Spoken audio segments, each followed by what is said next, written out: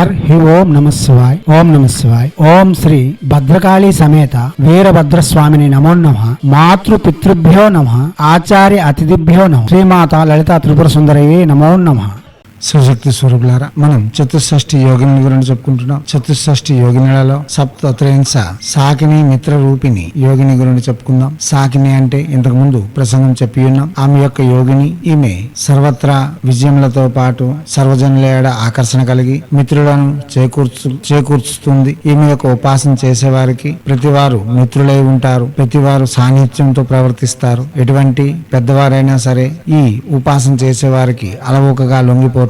కాగా వీళ్ళు చెప్పే పనంతా చేస్తారు. అటువంటి మహత్తరమైన మహాశక్తివంతమైనది సాకిని మిత్ర రూపి యోగిని. ఈమె యొక్క ఉపాసన కూడా 16 రోజులు రోజుకి 16 మాలలు జపం చేయవలసి ఉంటుంది. రుద్రాక్ష స్ఫటిక మాలలతో జపం చేయాలి. ఉత్తర తూర్పు అభిముఖములుగా జపం చేయవలసి ఉంటుంది. ప్రసంగములను వినండి, అవగాహన పెంచుకొని జపములకు ఉపక్రమించండి. ఈమె యొక్క ప్రసన్నత కోరువారు గురువు వద్ద నుండి మంత్రం తీసుకొని 1,00,000 జపం పూర్తి చేసి తర్వాత పురస్కరణ గావించిన తర్వాత 16 రోజులు 16 మాలలు చెప్పిన జపం చేసి ఈమె యొక్క ప్రసన్నత పొందవచ్చు. ఈమె యొక్క ఉపాసన చేయడం వలన ఈమె ఒక పెద్ద మిత్రురాలిగా ఉంటూ మన శ్రీ విద్య ఉపాసనకు చాలా వరకు సహకరిస్తుంది. ఈమె ఎప్పుడు మనకు వినుదన్నుగా ఉంటుంది. దివ్యాత్మ స్వరూపులారా, ప్రసంగములను విని అవగాహన పెంచుకొని జపములకు ఉపక్రమించండి. ఇప్పుడు సాకిని మిత్ర రూపి యోగిని యొక్క మంత్రము ఓం ఐం హ్రీం శ్రీం శ్రీం సాకిని మిత్ర రూపిణి స్వాహ. మంత్రం మరోసారి.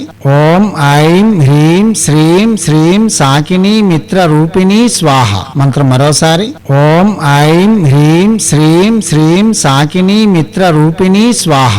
దివ్యాత్మ స్వరూపులారా, ఏ యోగిని ఉపాసన చేసినా వాచక జపమే చేయాలి. మానసిక ఉపాసన జపం పనికిరాదు. ఎర్రని వస్త్రములు, తులసంధ్య మరిసంధ్య, కులదేవతారాధన ఇష్టదేవతారాధన పూర్తి చేసుకుని తులసంధ్య మరిసంధ్య కేవలం ఒక 108 చొప్పున జపం చేస్తూ రాత్రి 9 గంటల నుండి 1 గంటలోగా జపం చేయవలసి ఉంటుంది. సుస్నాతులై ఉంటూ శుచిశుభ్రతలు పాటిస్తూ మద్యపానం మాంసభక్షణ పరస్త్రీ వ్యామోహం పూర్తిగా నిషేధించి జపం చేయవలసి ఉంటుంది. మనం ముందుగా చెప్పే విధానాన్ని అనుసరించి చేయవలసి ఉంటుంది. దీక్ష కంకణ బదులై భక్తి శ్రద్ధలతో చేయవలసి ఉంటుంది. మనం ఎంత నిష్ఠ నియమాలతో ఈ ఉపాసన చేయగలిగితే ప్రతిఫలితములు అంత సుస్పష్టంగా ఉంటాయి. గురువు వద్ద నుండి యంత్రములు తీసుకుని వచ్చి అష్టదిగ్బంధన చేస్తూ ఏదైనా ఒక దేవతను ఉపాసన పూర్తి చేసుకొని ఆ దేవతను పీఠ దేవతగా అమర్చుకొని ప్రతిరోజు ఆ దేవతని యథాశక్తి పూజిస్తూ యోగిని సాధనలు చేయవలసి ఉంటుంది. మీరు గురు సమక్షంలో మంత్రం తీసుకుని చేయడం వలన విశేషమైన ఫలితములు ఇవ్వగలవు. మీరు ఈ యోగిని సాధన చేయాలన్నా లేక యక్షిని సాధన చేయాలన్నా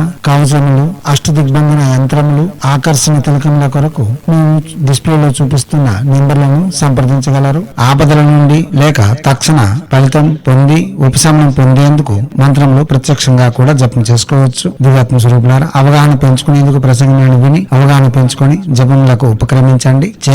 చేసి తగు ఫలితములను పొంది యోగుల యొక్క అనుగ్రహంతో సకల విధములైన శ్రేయస్సులు, ఆనందకరమైన జీవితము మరియు సాధన యందు ప్రేరేపణ పొందుతూ మనం ముందుకు సాగగలం. కాగా యోగిని విద్య అన్నది ప్రత్యేకించి ఉంటుంది. అది గురు సమక్షంలో స్త్రీలు చేయవలసిన విద్య. స్త్రీలు ప్రత్యక్షంగా యోగినిగా మారే ప్రక్రియలు వేరుగా ఉంటాయి. ఇప్పుడు మనం చెప్పేవన్నీ యోగినీల యొక్క అనుగ్రహం పొందేందుకు చెప్పబడుతున్నాయి. ఇవన్నీ చేసి మనం మన సాధనలో ముందుకు పోతూ మన మనస్కామ్యములను నెరవేర్చుకుంటూ ఆనందకరమైన జీవితం గడపాలని హైందవ సనాతన ధర్మ ఋషులు మనకు అందించిన విద్యను వినియోగించుకోవడంలోను భారతీయ సంస్కృతి సాంప్రదాయాలు కాపాడడంలో ముందంజలో ఉంటూ మన ఆచారాలలో వస్తున్న మర్మ రహస్యాలను విజ్ఞానమును ప్రపంచానికి వెలుగెత్తి చాటేందుకు మీ వంతుగా కృషి చేయాలని కోరుతూ ఎప్పుడూ మీ సేవలో రత్నశ్రీ హిందూ సేవా సమాజ్ ఆచార్య భీమసింగ్ రవికుమార్ ఆఫ్ నిఖిలానంద సాగర్ మహారాజ్.